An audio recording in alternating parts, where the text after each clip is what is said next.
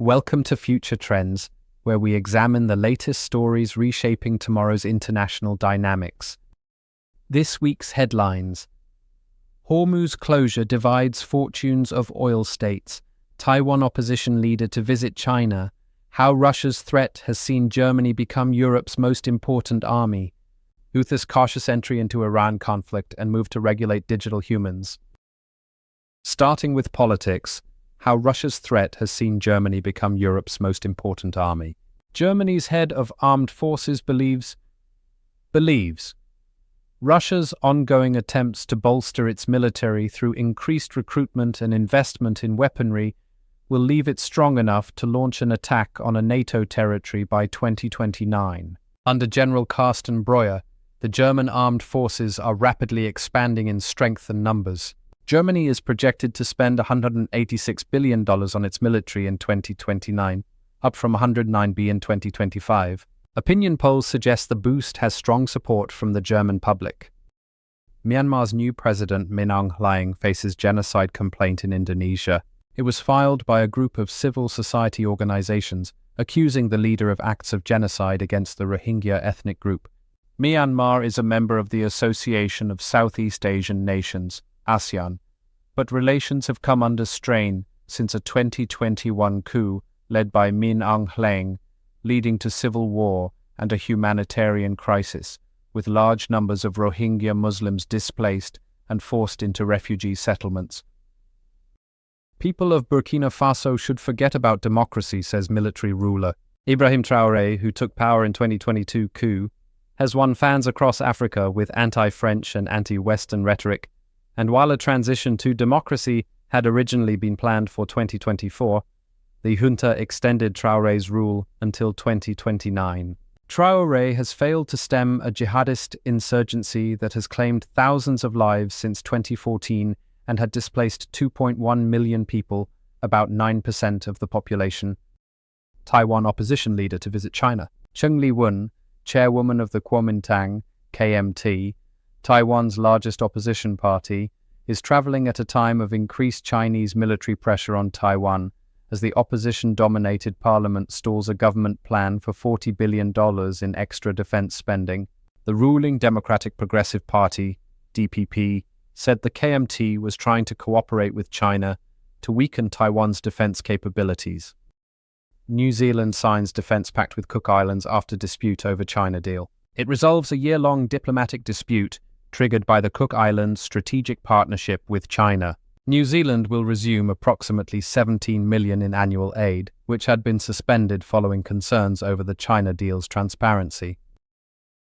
Moving to stories in conflict, Houthis' cautious entry into Iran conflict.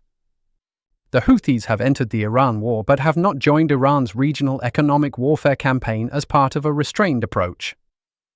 The Houthis have conducted 3 attacks targeting southern Israel since March 27, marking the group's first involvement in the war, with Israeli air defense systems intercepting all of them. Zelensky says frontline situation best for Ukraine in the last 10 months. With the war in its 5th year and covering more than 1,200 kilometers of the front line, Russian troops are grinding down Ukrainian defenses, but Kiev is also counter-attacking. Russia controls just under 20% of Ukraine's territory, much of that seized before the 2022 full-scale invasion, but has advanced by only around 500 square kilometers in total since the start of January, slowing the pace from last year. Conflicts squeeze flight corridors. Europe's top aviation safety regulator said the month-old Iran war is reshaping airspace across the Middle East and increasing disruption to flights, including clogging routes between Asia and Europe that previously transited or flew over the region. This is on top of the prolonged Russia-Ukraine conflict and fighting between Pakistan and Afghanistan that has forced airlines into ever tighter corridors, notably over Azerbaijan and Central Asia. Data shows Burkina, Mali troops kill more civilians than jihadists do.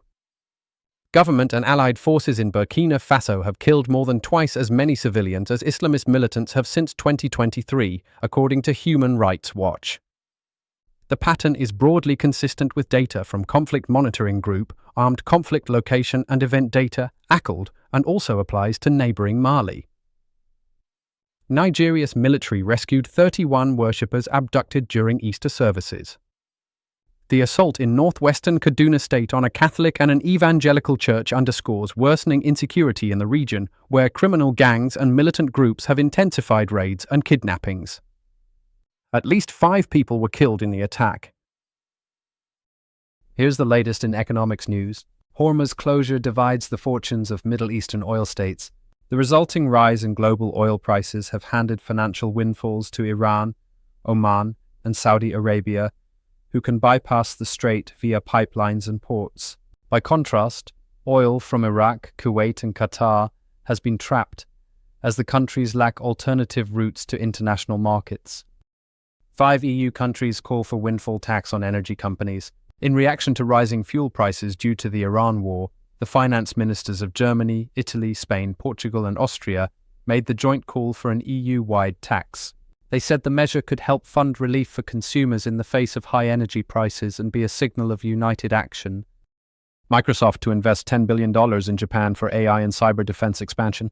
The investment includes the training of 1 million engineers and developers by 2030 in alignment with Prime Minister Takaichi's goal to boost growth through advanced, strategic technologies while safeguarding national security.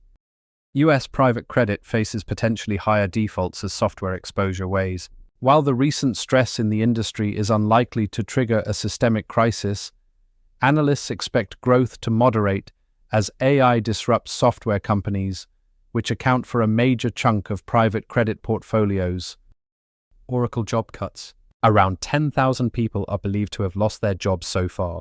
The company has been spending heavily on AI, but it's not known if these cuts are related to that investment, although executives have previously said it enabled fewer employees to do more work.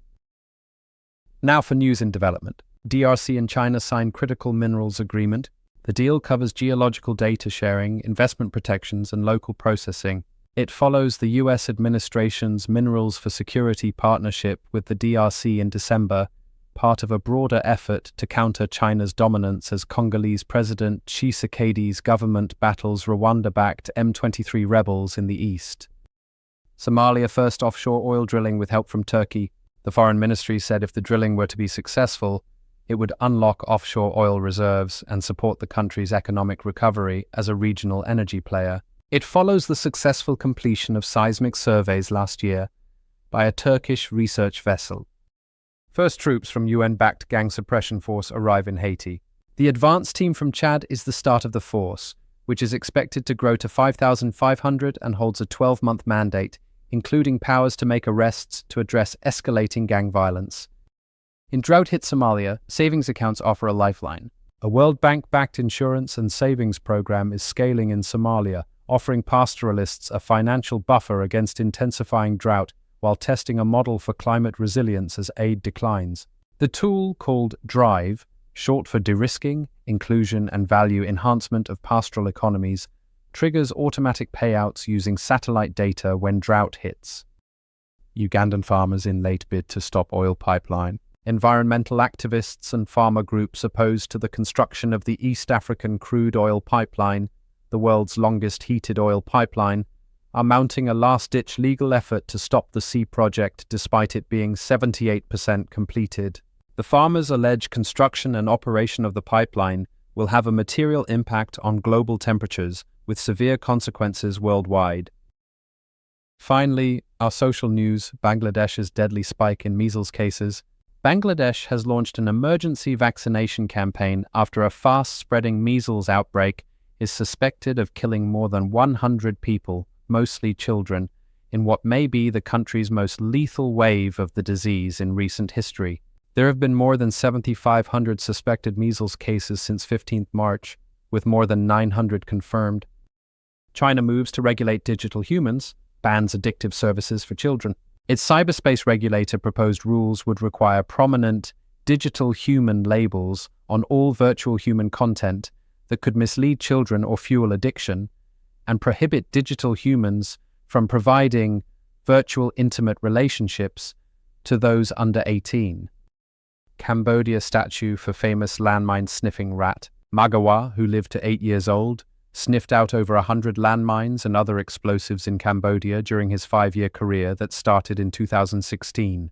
Landmines remain an ongoing risk to Cambodia, and more than 1 million people continue to work and live on land contaminated by mines and unexploded ordnance.